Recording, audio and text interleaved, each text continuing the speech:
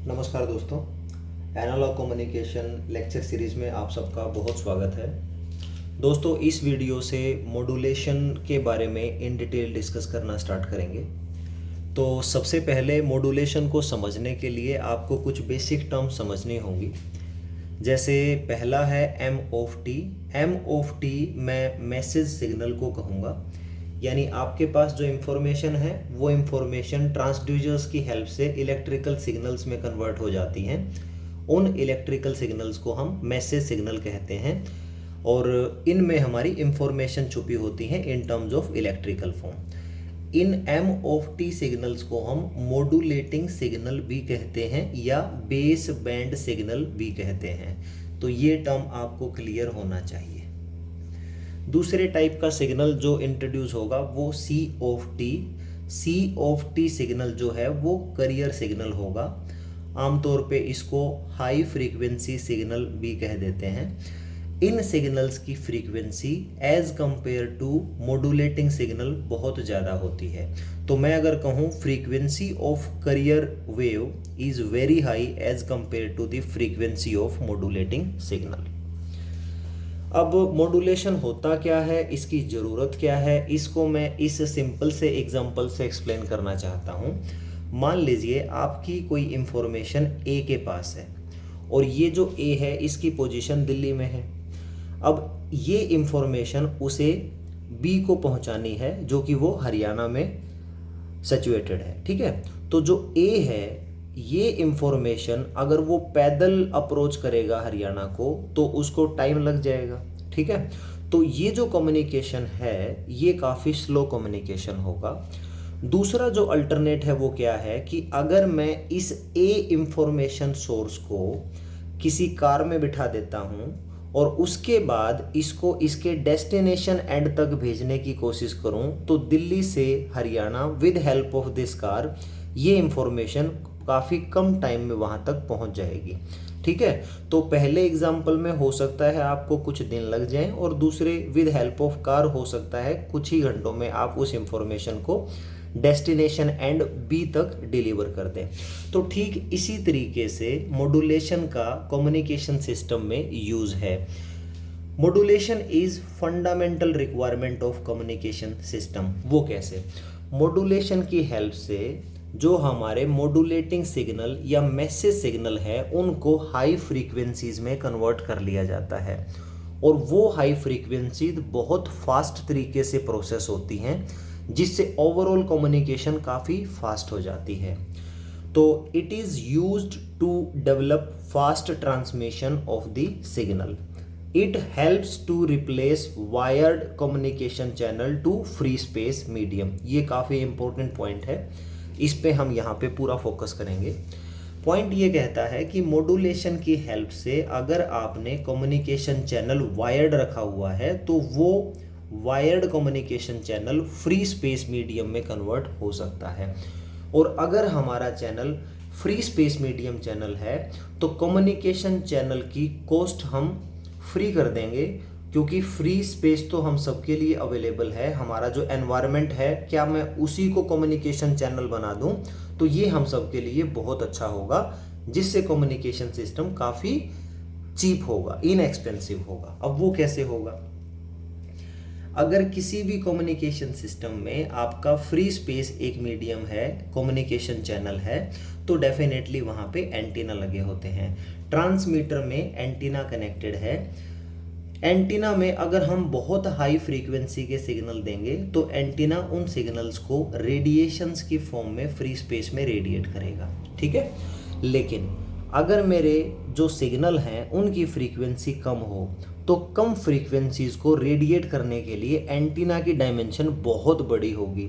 वो डायमेंशन इतनी बड़ी होगी कि उस एंटीना को बनाने से कहीं अच्छा है कि हम वायर्ड मीडियम का यूज़ करें। जैसे घरों में टेलीकॉम सर्विसेज होती हैं, एक घर में अगर मान लीजिए 4 या 5 अलग अलग रूम्स हैं तो हर रूम्स में टेलीकॉम मशीन रहती हैं और एक टेलीकॉम मशीन दूसरी टेलीकॉम मशीन के साथ वायरिंग के साथ कनेक्टेड है, तो वहाँ पे हम वायर्ड कम्युनिकेशन चैनल का यूज़ कर देते हैं। तो अभी आगे 2 एग्जाम्पल्स मैंने लिए हैं, इन दोनों एग्जाम्पल से आपको समझ आएगा कि अगर हम फ्री स्पेस मीडियम यूज़ करना चाहते हैं एज अ कम्युनिकेशन चैनल, तो उसमें एंटीना का साइज़ किसके ऊपर डिपेंड करता है। मान लीजिए हमारे पास स्पीच सिग्नल है, हमारी जो ऑडियो फ्रीक्वेंसी रेंज है वो 20 हर्ट्ज से 20 किलो हर्ट्ज के बीच लाई करती है। अगर मैं मॉड्यूलेशन यूज़ ना करूं, ठीक है, तो क्या होगा, आप मॉड्यूलेशन यूज़ करें या ना करें, एंटीना का साइज़ इन जनरल आपकी जो ऑपरेटिंग वेवलेंथ होगी उसके ऊपर डिपेंड करता है। अगर आपकी फ्रीक्वेंसी ऑडियो रेंज की मैक्सिमम फ्रीक्वेंसी भी मैं मान के चलूँ तो 20 किलो हर्ट्ज है, इसके अकॉर्डिंग आपकी ऑपरेटिंग वेवलेंथ क्या होगी, that is speed of light divided by frequency, ठीक है, 3 इंटू 10 की power 8 divided by given frequency that is 20 kilo hertz. अगर हम इसको सोल्व करेंगे तो लैम्डा हमारा 1500 मीटर मिलेगा, यानी 1.5 किलोमीटर वेवलेंथ होगी। तो जो एंटीना है जिसको आप डिज़ाइन करेंगे 20 किलो हर्ट्ज फ्रीक्वेंसी को अगर आप कम्युनिकेशन चैनल फ्री स्पेस से ट्रांसमिट कराना चाहते हो तो उसके लिए जो एंटीना डिज़ाइन करना पड़ेगा वो 1.5 किलोमीटर समथिंग बड़ा बनाना पड़ेगा। और इतना बड़ा एंटीना दोस्तों आपको पता है दिस इज़ नॉट फिजिबल। तो इस तरीके से मैं क्या करूँगा, अगर मैं कम्युनिकेशन सिस्टम में मॉड्यूलेशन टेक्निक का यूज़ करूँ तो क्या होगा, मॉड्यूलेशन टेक्निक की हेल्प से हम इन ऑडियो फ्रीक्वेंसीज को बहुत हाई फ्रीक्वेंसीज में कन्वर्ट कर लेते हैं। लेट अस से हमारी फ्रीक्वेंसी होगी 10 मेगाहर्ट्ज, इसके कोरस्पॉन्डिंग मुझे ऑपरेटिंग वेवलेंथ निकालनी पड़ेगी C/F। C की value speed of light 3 into 10 की पावर 8 डिवाइडेड बाई 10 इंटू 10 की पावर 6। मेगा का मतलब 10 की पावर 6 होता है, 10 मेगा मतलब 10 इंटू 10 की पावर 6। जब इसको सोल्व करेंगे तो वेवलेंथ हमारी 30 मीटर आई। तो इसका मतलब जितनी फ्रीक्वेंसी हाई होगी उस हिसाब से आपकी वेवलेंथ उतनी कम होगी और एंटीना डिजाइनिंग उतनी ही फिजिबल होगी। तो 30 मीटर का antenna as compare to 1.5 kilometres के एंटीना साइज से काफ़ी कम है, जिसका मतलब ये हुआ कि एंटीना का साइज हम काफ़ी हद तक रिड्यूस कर सकते हैं अगर हम मॉड्यूलेशन टेक्निक्स का यूज़ करें। तो यही मॉड्यूलेशन की रिक्वायरमेंट है कि कम्युनिकेशन सिस्टम में एंटीना के साइज़ को रिड्यूस करने के लिए मॉड्यूलेशन का यूज़ करते हैं। मॉड्यूलेशन में जो आपके इंफॉर्मेशन स्लो प्रोसेस होती थी वो इंफॉर्मेशन काफ़ी फास्ट प्रोसेस होंगी, यानी मॉड्यूलेटिंग सिग्नल्स को हम हाई फ्रीक्वेंसीज में कन्वर्ट करके उसको ट्रांसमिट कर देते हैं। अब हम इसकी आइडियल डेफिनेशन की बात करेंगे। डेफिनेशन ये कहती है friends, it is defined as a process by which some characteristics of carrier wave is varied according to instantaneous value of modulating signal. यहाँ मैं इसको एक्सप्लेन करना चाहूँगा। ये कहते हैं कि हमारी जो कैरियर वेव है इसके कुछ कैरेक्टरिस्टिक्स जो हमारे मॉड्यूलेटिंग सिग्नल की इंस्टेंटेनियस वैल्यू है उसके अकॉर्डिंग चेंज होंगे। इस प्रोसेस को मॉड्यूलेशन कहते हैं। मान लीजिए आपके पास मॉड्यूलेटिंग सिग्नल ये है, मॉड्यूलेटिंग सिग्नल कह लीजिए या मैसेज सिग्नल कह लीजिए, जो कि लो फ्रीक्वेंसी के सिग्नल होते हैं। और कैरियर जो वेव है वो मैंने बताया कि बहुत हाई फ्रीक्वेंसी के सिग्नल होते हैं। तो ये मान लीजिए आपका काफ़ी हाई फ्रीक्वेंसी का सिग्नल है।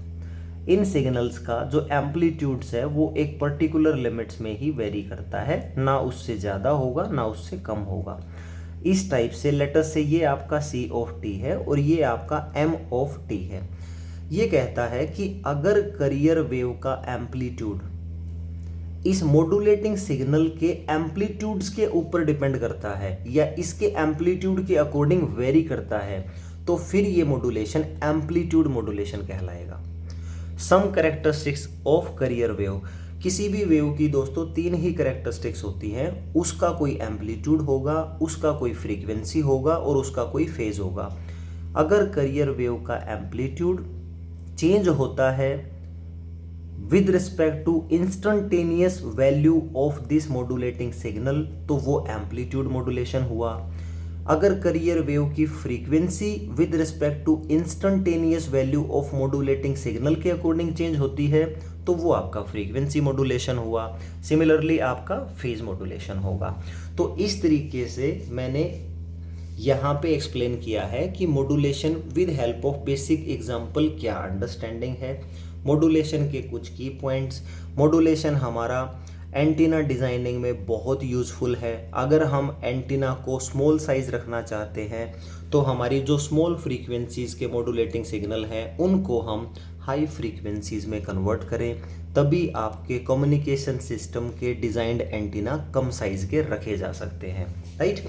तो ओवरऑल मॉड्यूलेशन का मतलब ये हुआ कि आपके जो मैसेज सिग्नल या मॉड्यूलेटिंग सिग्नल हैं उन सिग्नल्स को हम बहुत हाई फ्रीक्वेंसी करियर सिग्नल्स के ऊपर सुपरिम्पोज कर देते हैं और फिर फाइनली हमारा एक सिग्नल बनता है जिसको कहते हैं मॉड्यूलेटेड सिग्नल। उस मॉड्यूलेटेड सिग्नल को ट्रांसमीटर रिसीवर्स की साइड ट्रांसमिट कर देता है। अब हम इसके बाद इसके कुछ बेसिक पॉइंट्स पे डिस्कस करेंगे। मॉड्यूलेशन की जो क्लासिफिकेशन है वो बेसिकली दो टाइप की होती हैं। मॉड्यूलेशन किसकी वजह से होगा? करियर वेव और मॉड्यूलेटिंग सिग्नल्स की वजह से होगा। अगर आपका करियर वेव कॉन्टिन्यूअस नेचर का है, करियर वेव अगर आपका कॉन्टिन्यूअस नेचर का है तो उसे हम कहेंगे कॉन्टिन्यूअस वेव मॉड्यूलेशन। तो इसके एग्जाम्पल क्या होंगे? आपका एम्पलीट्यूड मॉड्यूलेशन, आपका फ्रीक्वेंसी मॉड्यूलेशन और आपका फेज मॉड्यूलेशन, ये आता है कॉन्टिन्यूअस वेव मॉड्यूलेशन की कैटेगरी में। लेकिन अगर आपकी करियर वेव पल्स टाइप की हो, ठीक है, कॉन्टिन्यूअस ना हो, तो फिर हम कहेंगे जो हमारा मॉड्यूलेशन है वो होगा पल्स टाइप वेवफॉर्म या पल्स टाइप मॉड्यूलेशन। इसके एग्जाम्पल क्या होंगे? आगे चल के हम स्टडी करेंगे pulse amplitude modulation, pulse width modulation, pulse position modulation and pulse code modulation. तो इस टाइप से बच्चों depending upon the nature of carrier wave, चाहे वो कॉन्टिन्यूअस हो चाहे वो पल्स टाइप की हो, इसी बेसिस पे मॉड्यूलेशन आपके दो टाइप के हैं, continuous wave modulation and pulse modulation.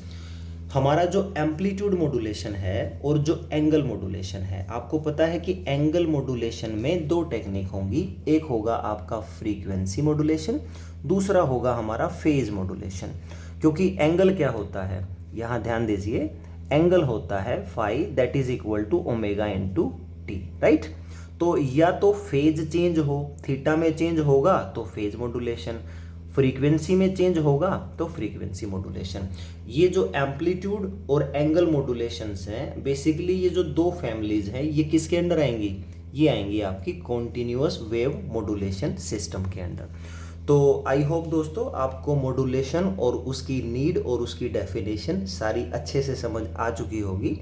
Next जो वीडियो है उसमें हम एम्पलीट्यूड मॉड्यूलेशंस के बारे में इन डिटेल डिस्कस करेंगे। This is the end of the video. Thank you so much for watching this video.